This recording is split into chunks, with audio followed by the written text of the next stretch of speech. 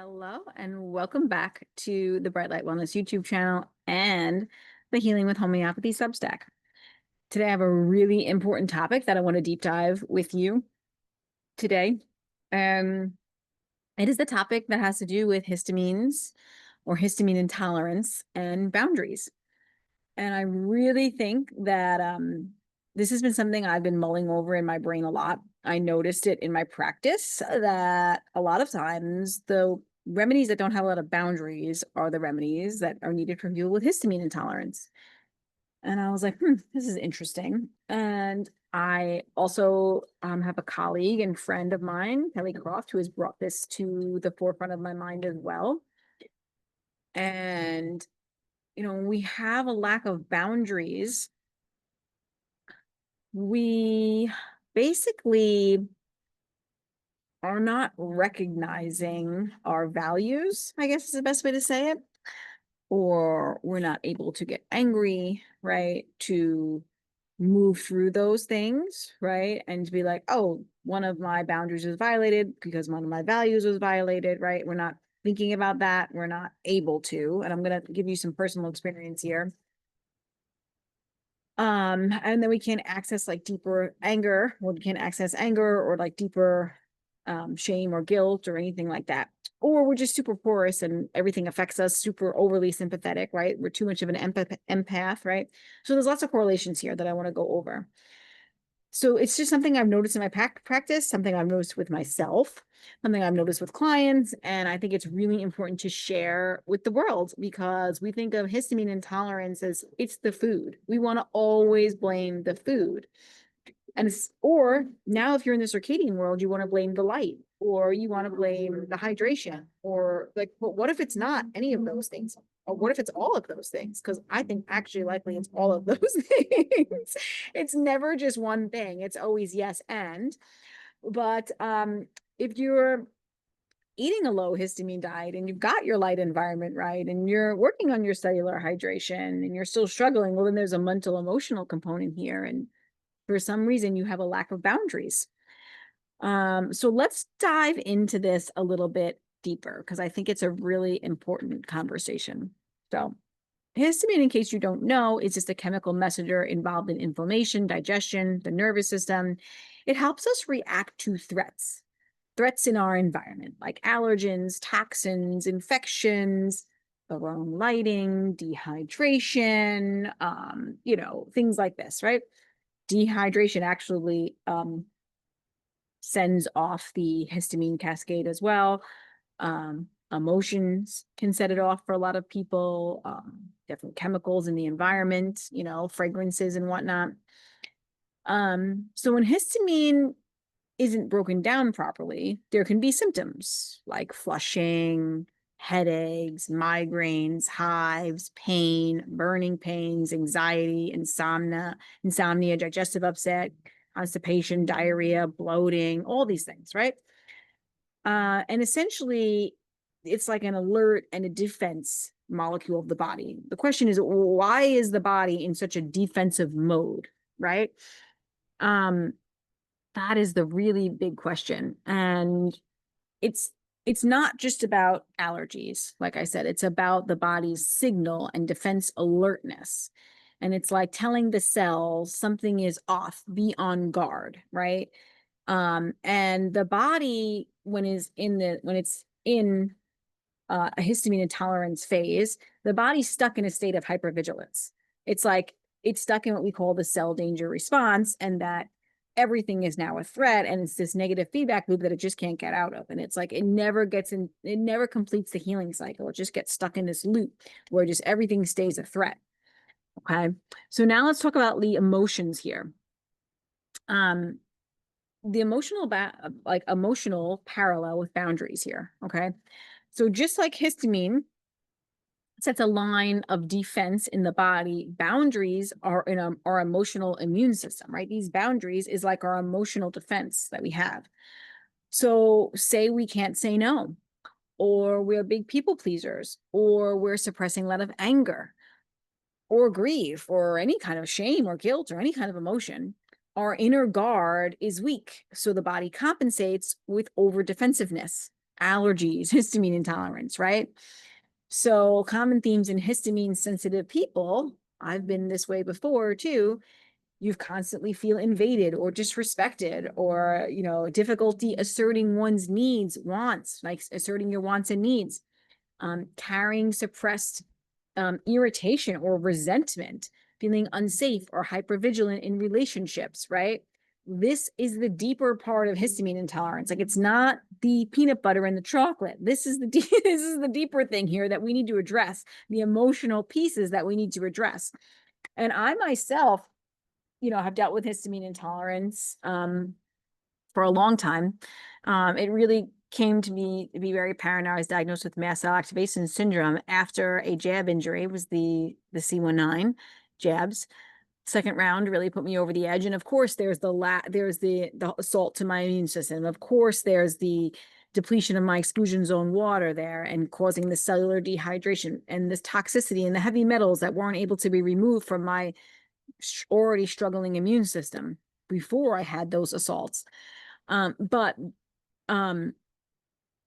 one of the layers that has come up for me homeopathically, and I've shared this many times, was this carcinosin layer. And carcinosin is a people pleaser, lacks boundaries, and has trouble getting angry. And I really don't remember ever not being able to get angry in my life. But about 3 months ago, I was in a state where I was not able to get angry. And I was like, I would be like, oh, it's okay. And I'd like brush it off and just kind of like, I wouldn't really get angry, or it would build and then I would have some sort of release, but it was like not the release that really needed to be released. And the anger wasn't, anger helps you put up a boundary. When you have when you feel angry, it's because one of your boundaries was violated, and that's because it goes back to one of your core values that is being violated, basically.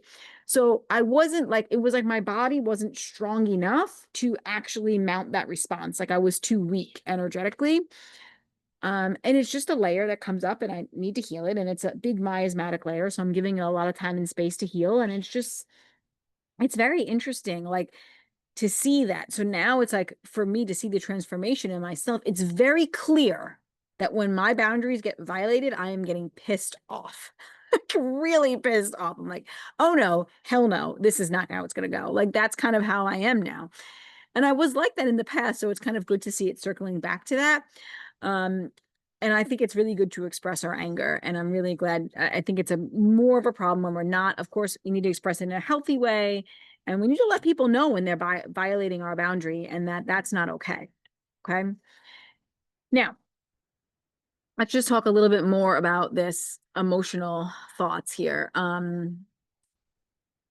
Like histamine, just as histamine marks the boundary between safe and not safe, our emotions do the same. So people with histamine sensitivity often struggle to say no, feel invaded or overpowered by others. We said suppressing anger, internal, chemical stress can rise, carry unresolved tension around belonging, rejection, and safety. So when boundaries aren't expressed emotionally, the body enforces them biochemically, right? So now the body is like putting that wall up, right? Okay.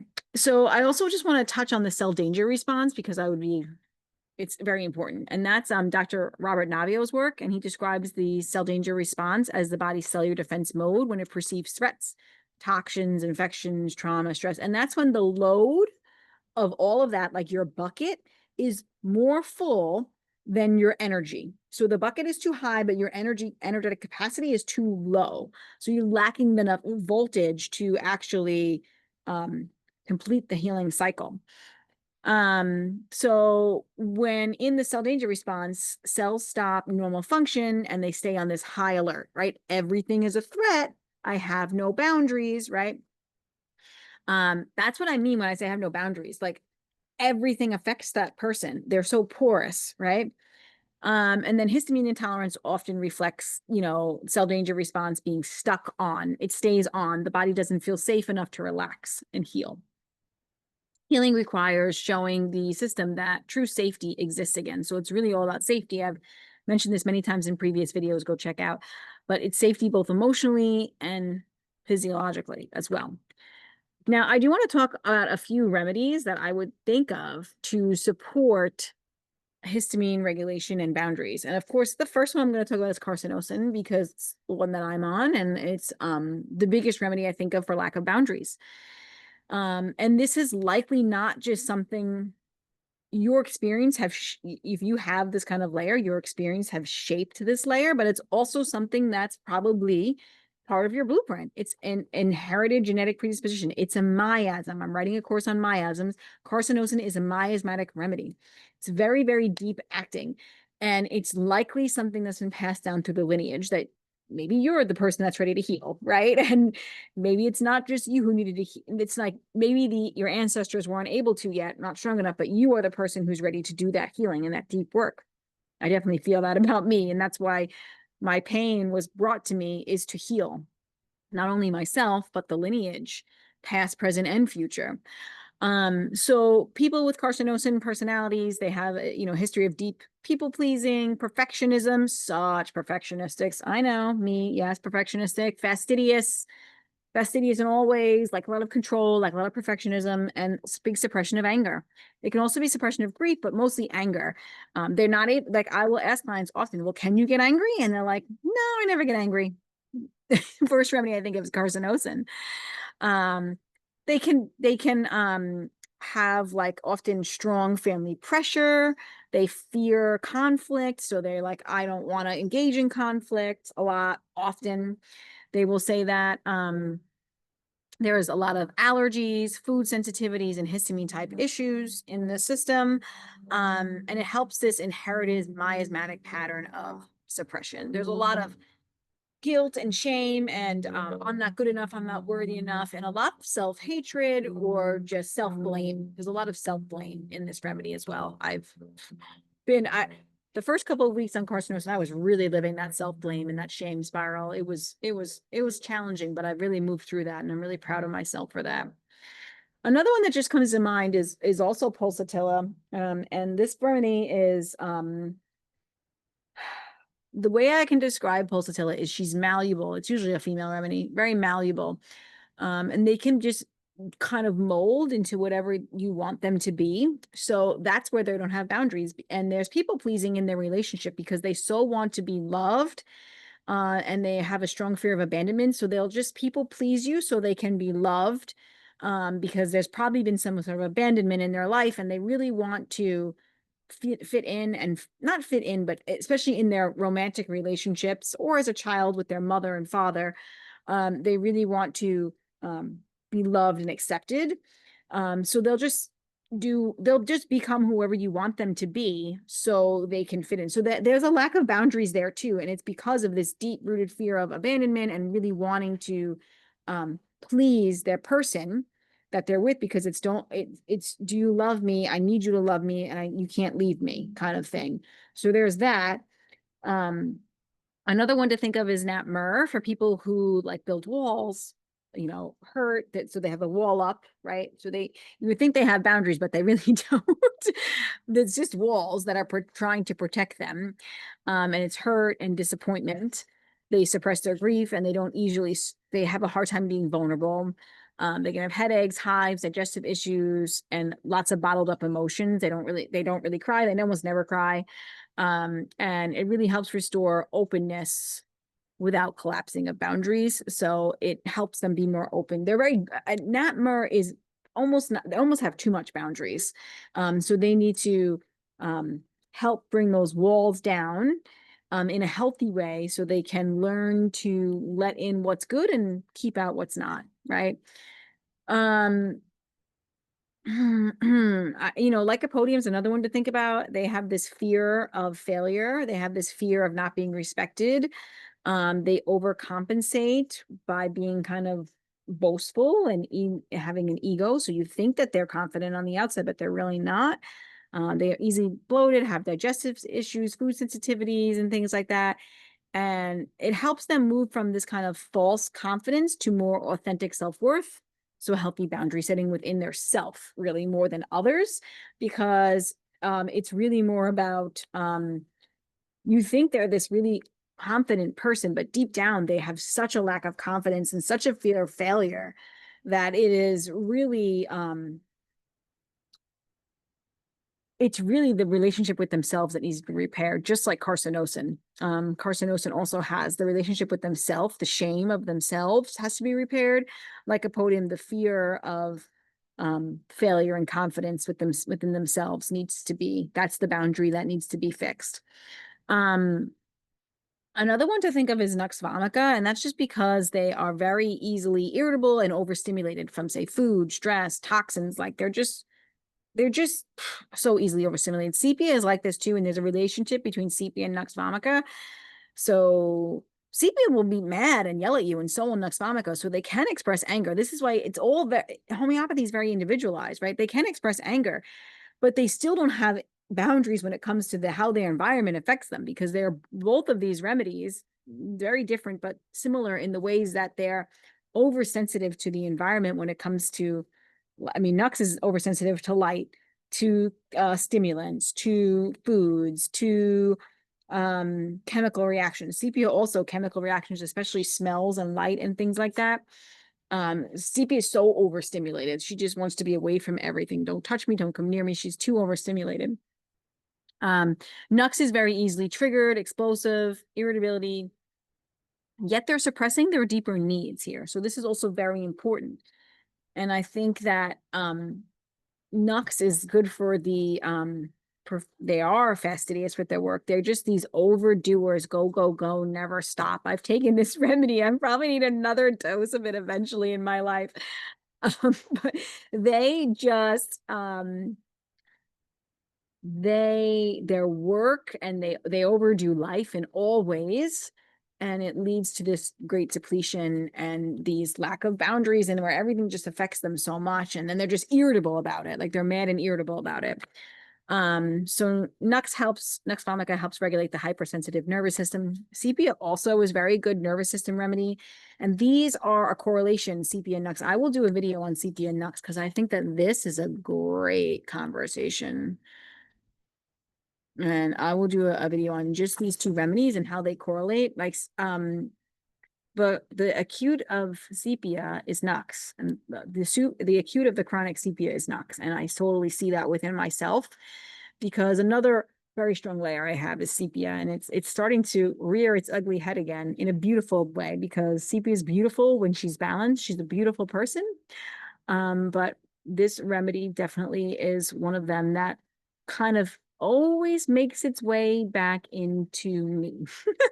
Okay, that's enough about me. I think there was one more I wanted to talk to you about. I just wrote some notes here. Phosphorus. Phosphorus is a very important remedy for lack of boundaries. These people are very open, very sensitive, very sympathetic. Carcinosin is also very sympathetic, very porous, no boundaries there on the emotional plane, absorbs other people's energies and emotions, which leads to a ton of fear and anxiety, and exhaustion a lot of times too.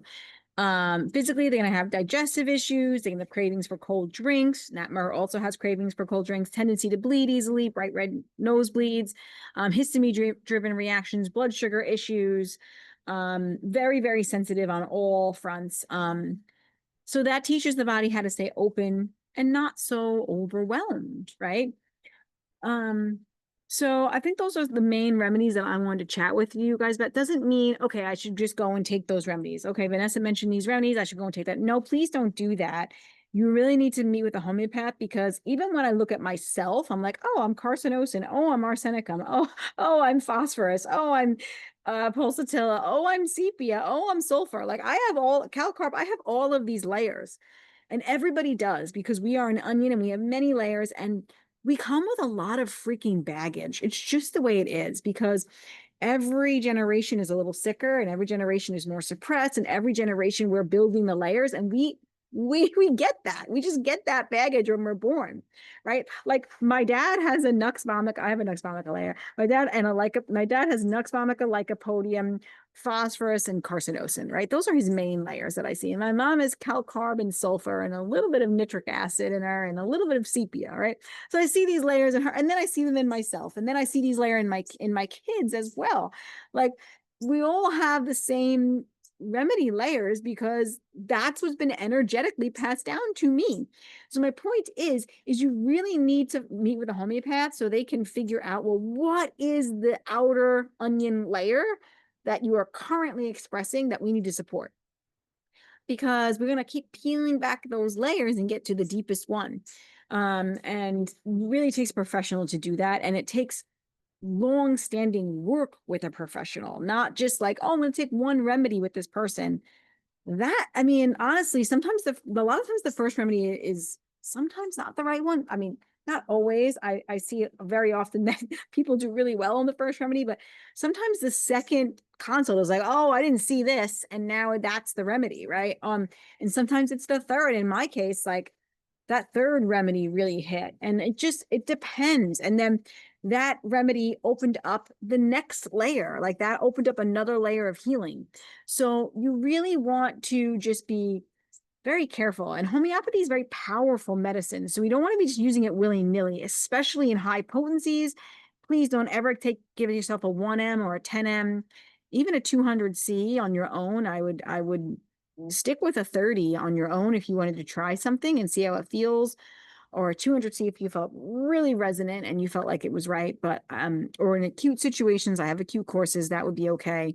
In acute situations, we need a higher potency to help with intense infections and pains and things like that at times, right? But it's always best to meet with somebody. So I hope that was helpful.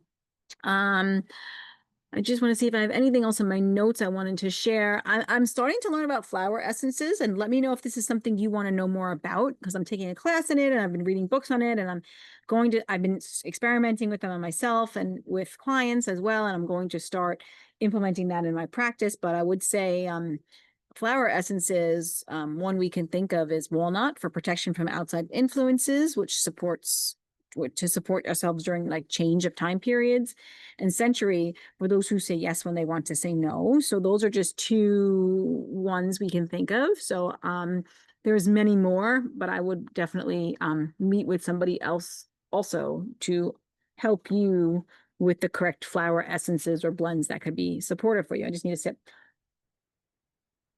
So I hope that was helpful. I want to remind you that histamine intolerance is often the biological echo of unspoken boundaries. So when the body remains stuck in the cell danger response, histamine becomes a messenger of unsafe.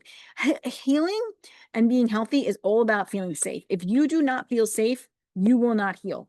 And if you are stuck with chronic illness and you can't get past can't get over it, there's something that's making you unsafe physically, mentally, or emotionally. I don't know what that is unless I talk with you. And it could be many things, but something is keeping you stuck and unsafe, because the cell danger response and histamine response will shut down when the body feels safe. This could also be undernourishing your body, by the way. Undernourishing your body absolutely activates the cell danger response and the histamine pathway as well. Just wanted to mention that. Or overexercising, or just really depleting yourself and never doing what brings you joy, and not living your passion and purpose, and not expressing your wants and your needs, and just living in an unfulfilling relationship. There are so many reasons. So it's so hard to go into all of them here. Natmer is a great remedy for disappointed love. So by addressing the emotional roots, learning to say no, processing on old hurts, standing in self-worth, alongside homeopathic and energetic support, the system can finally relax out out of the defense and into the healing. Okay. So I hope that this was really helpful, insightful, gives you a different lens on histamine intolerance and what it really is. It's not really about the food, where a low histamine diet can be supportive. It is not going to heal you. I'm sorry. I'm sorry to those people who tell you that that's how you're going to heal. That's going to be a symptom management. That's going to be symptom relief, but it's not going to be healing you. So please let me know your questions, comments, concerns. I'm really interested to hear what those are. I love doing this stuff. I love teaching it. I love putting these puzzle pieces together because it helps me understand, and through working with clients and through healing myself, I'm learning all of these things. And I think they're pretty deep and pretty cool. So I hope you do too. All right. I hope you had an incredible day, and I will chat with you again soon.